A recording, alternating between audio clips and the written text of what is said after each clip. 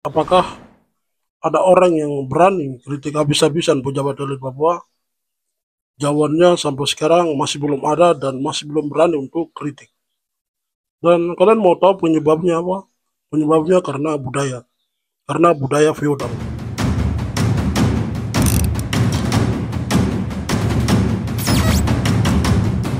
Kenapa rezim Orde Baru itu tahan lama banget dan kuat? Bukan gara-gara hukum atau bukan gara-gara militer. Tapi karena ada budayanya orang Indonesia yang bikin jutaan orang tuh takut bersuara. Orang tahu ada korupsi besar-besaran, mereka tahu ada ketidakadilan. Tapi memilih untuk diem aja karena budaya asal aman dan jangan cari masalah. Karena budaya inilah yang memperbolehkan kalau ada yang speak up dan pengen keadilan, dia yang bakal ditunjuk sama masyarakat. Lu ngapain speak up kayak gitu? Lu mendingan jangan cari masalah. Gue bahas akar masalahnya, gue mau bahas tentang budaya yang paling toksik di Indonesia. Ini namanya feodalisme sosial.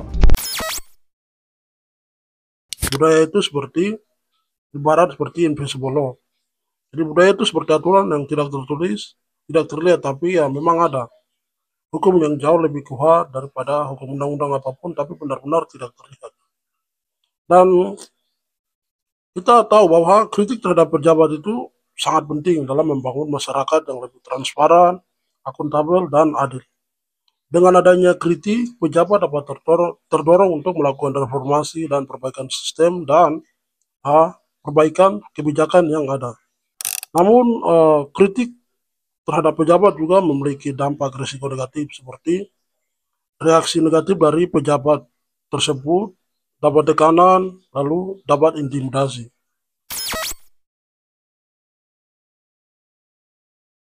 Namun di sini saya tidak fokus terhadap kritikan, melainkan pada kenapa kita tidak berani bersuara, kenapa kita tidak berani speak up. Padahal kita lihat di Papua itu korupsi besar-besaran terjadi, ada sistem yang salah. Kenapa kita tidak mau kritik soal itu? Kenapa kita tidak mau kritik terhadap sistem pemerintah yang dikuasai oleh keluarga? Hal-hal semacam ini yang perlu kita berani speak up, berani bersuara demi rakyat yang mandiri dan sejahtera. Kita kembali lagi, kenapa kita tidak berani melakukan itu? Kenapa ini bisa terjadi korupsi kayak begini? Ya karena di Papua masih ada namanya budaya feodalisme. Gue yakin ini kata yang kalian sering dengar, yaitu feodalisme. Cuma banyak yang nggak benar-benar paham artinya apa. Dimana spesifik di Indonesia menurut gue ya, senioritas, jabatan, dan hierarki sosial itu jauh lebih penting daripada kompetensi. Ya gue bisa dapat posisi ini karena paman gue udah lama di perusahaan ini. Ngerti kan maksudnya apa? Kita ambil contoh sejarah Indonesia, kenapa rezim Orde Baru bisa tahan lebih lama? Bukan karena militernya, bukan karena hukumnya juga. Tahu apa? Karena budaya orang Indonesia yang bikin jutaan orang itu takut bersuara. Orang tahu ada korupsi besar-besaran, mereka tahu ada ketidakadilan, tapi memilih untuk diam saja. Karena asal aman dan jangan cari masalah seperti itu. Jadi kalau ada yang berani berbicara atau speak up, pasti dia akan dituduh sama masyarakat, ih kau bicara apa? Jangan cari masalah. Kau diam-diam saja dan cari aman.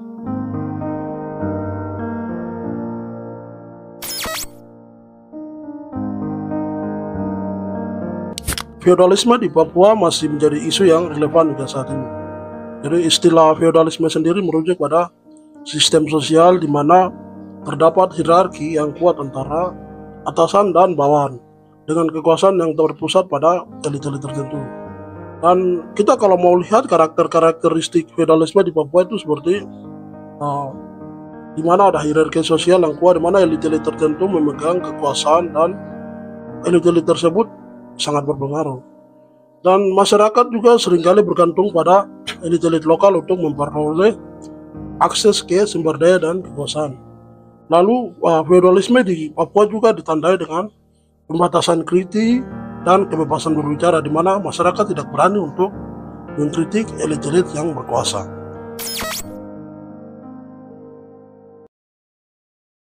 Jadi kalau budaya feodalisme seperti ini terus-menerus dibiarkan dan hal-hal ini akan berdampak dan dampaknya itu negatif seperti menghambat kemajuan dan pembangunan di daerah tersebut.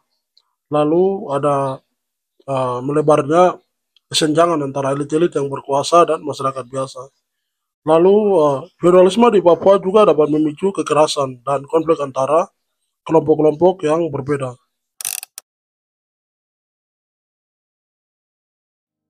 Dan upaya untuk mengatasi hal ini ada berbagai banyak cara seperti melalui pendidikan, dan melalui pendidikan dapat menjadi salah satu cara untuk mengatasi budaya feodalisme di Papua dengan meningkatkan kesadaran dan kemampuan masyarakat. Lalu perlunya pengembangan ekonomi juga dapat membantu mengurangi ketergantungan masyarakat pada elit-elit lokal. Jadi menurut kalian bagaimana untuk mengatasi permasalahan ini? Coba tulis di kolom komentar. Terima kasih.